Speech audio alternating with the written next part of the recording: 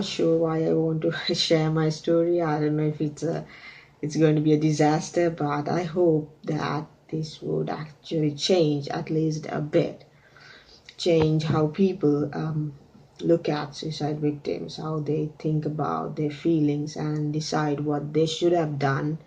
And it doesn't matter what people think because the person is already dead.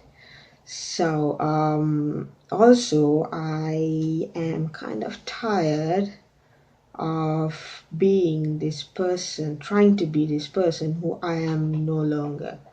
Uh, I'm tired actually of lying to myself, that saying that you can be that person again who was there when I was like 20. So I got depression when I was 20, and then I was never the same again, ever.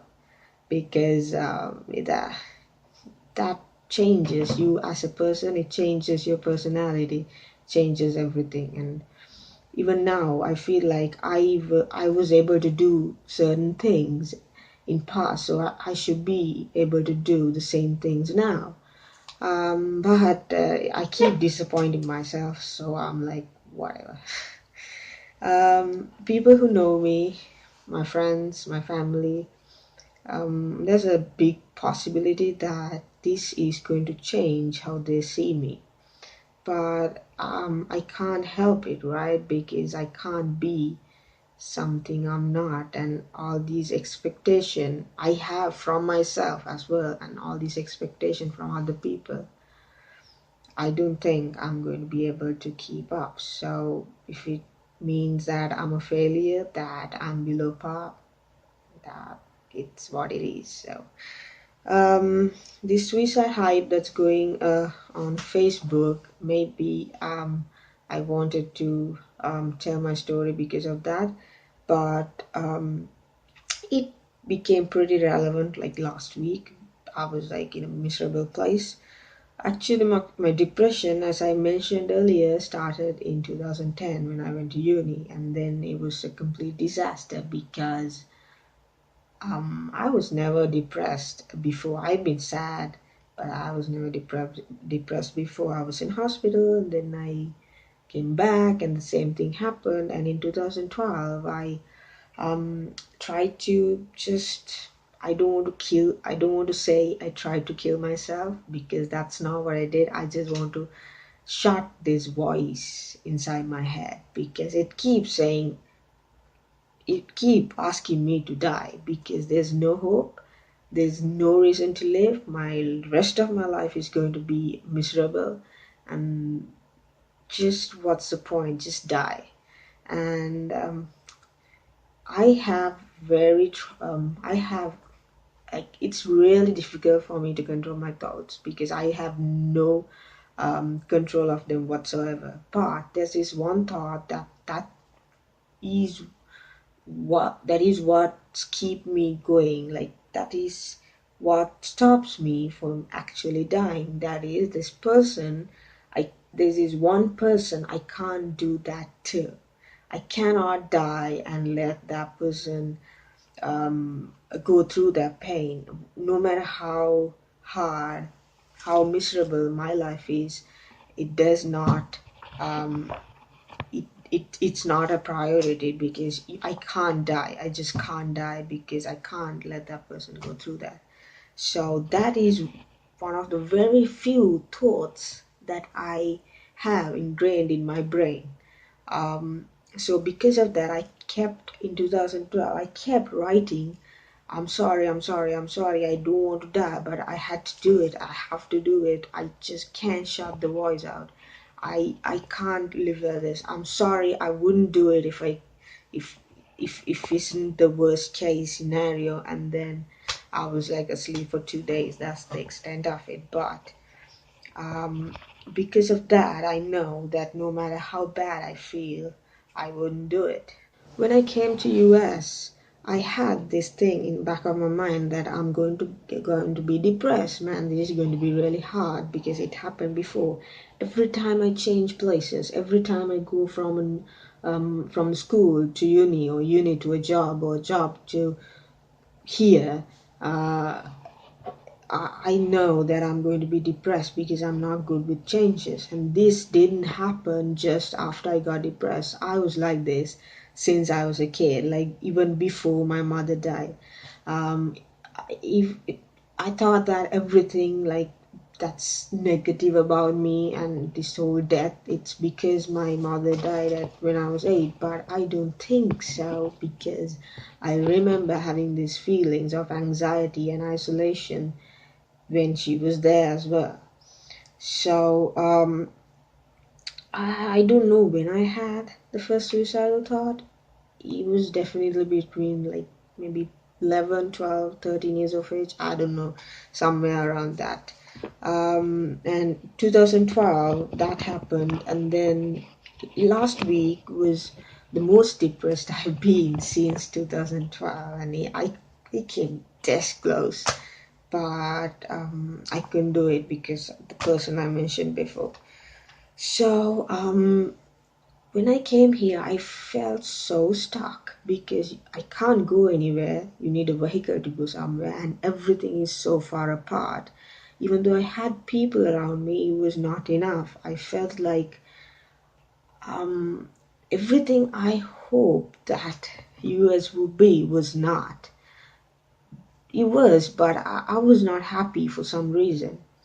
So when I went to my grad orientation, that was a disaster. I got depressed, and I was like really, really, really bad situation. And I, people around me, they tried to help so much, but it didn't make a difference. And after like when uni started, it went away. I was really well. I was doing really well. I like my teaching assistant duties. I like hanging out with students, and it was all fine until like last week. It was like, oh my god. It was really, really hard. I called this suicide prevention hotline 4 times in 1 week. That's bad. Because I didn't know who else to call. I couldn't call the people I know because I was scared of them getting bored of my story, because I tell that I'm miserable. I like the same miserable story, and then I'm fine, and then the same thing happens again, and it goes in repeat. But there's only so many times you can listen to it without getting annoyed and bored. So I did not want to tell anybody I knew. But my relations, they really, really tried to pull me out of it, but they couldn't. And I called this place, and they were really nice. Some helped, some didn't, some made me feel worse. But even a social worker came to see me, who was like really nice, and I I had some hope that I will meet people, because I need people. That's why I said the personality changed. I was a complete introvert before, like when until I was like 14 or 15, and now I'm the opposite. I need people, and I don't know if I'm going to be able to do everything that I'm expected to in grad school, because it's hard, and it's extra hard for me because I only have good weeks like once every fortnight. So, but not right now. This week that has been insanely good for no apparent reason, and I'm on meds, really strong meds, which I don't want to be, but there's nothing to do. I have to take. I don't want to go off and feel that feelings again. And so, am I a coward for being depressed or thinking about suicide? I don't know. Maybe I am. Maybe I am failure. I don't know, but it doesn't matter because it is what it is. Actually, suicide thoughts. It gives me hope. Like every person needs tries to control their life, right? That's what everyone wants, control. But nobody ever has control of their life. So suicide gives me an exit, an out. Like this could only get worse so far. if it gets unbearable, I would quit. So I have an out, so I don't have to stress about dealing with it long term. So for some reason, that really makes me feel better actually, because then um, I have an option to take if the impossible happens. So because of that, and because I can't leave certain people in my life, I'm 100%, 99% sure I would not do it ever. But I need that thought that I can do it, the capability of myself to do it. I need that to stop me from doing it. It's like basically I need suicidal thoughts to stop me from doing it. Not suicidal thoughts as per se, the the thought that I can do it if I want. So no matter how intelligent you are, no matter how perfect and disciplined you are, when suicidal thoughts happen, you know in your brain, you know the actual facts, the reality, if you want to call it that. But there's nothing you can do about it, because what your thought says goes. If your thoughts say that 2 plus 2 is 5, 2 plus 2 is 5, there's nothing you can do about it. So it's that intense and that powerful than whatever you can summon to fight it against. Like if you have a scale of 1 to 10, um, 10 would be the people who are enlightened, like Buddha, Jesus, I don't know, because they have control of their thoughts. And 1 is myself. So I have no control of my thoughts. So whatever my thoughts say when I'm depressed, that is my reality. If I can beat that thought, it takes maybe meditation, I don't know what, but then I would be in control of my thoughts. But most of the time, people are being controlled by their thoughts. That's like you're a slave to your thoughts. Whatever your thoughts say goes by. You don't have a choice in what thoughts you choose to think. That's not a choice. So if your thoughts are not a choice of yours, then you are not responsible for that thought.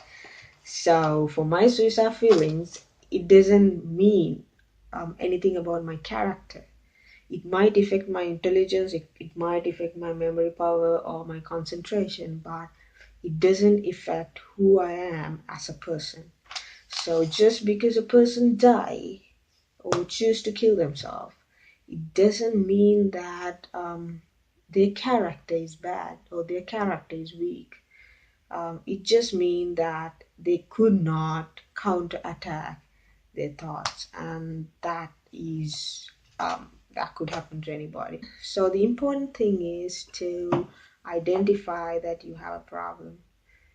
True, it's not ideal to be put into the category of being crazy, because I when you see a schizophrenic person who's talking to somebody who's not there, I do the same thing but just inside my head. If that makes me crazy, fine, that's I'm crazy. I don't mind, because it does not make a difference, it does not make my life easier.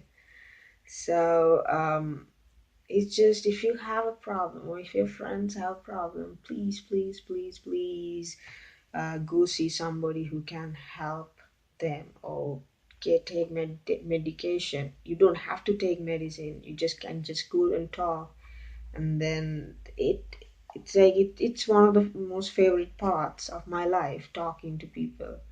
So it makes your life easier, if not, but you have to find the right people though. So this week has been awesome, and I know the next week is going to be horrible, but it is what it is. What I have to do is I almost quit the grad school this last week, because it was so intolerable. It was the worst I've been since 2012. So now I'm fine. The challenge is to get myself go through the next episode without making any big changes. So I know that in a week or so that I'm going to be in a very shitty place. But the trick is to figure out how I'm not going to quit grad school. So do I hate my life? No. When I'm in a good mood, I'm really happy. I'm really excited. I can be annoying. I don't stop talking. But I think being depressed showed me lots of things that I wouldn't have known otherwise. It opened up this whole other area of life that I never thought about. So, no, I do not regret or hate my life. It's just I need to find ways to get through these episodes. So, thank you for watching. Hope it helped. So, yeah, bye.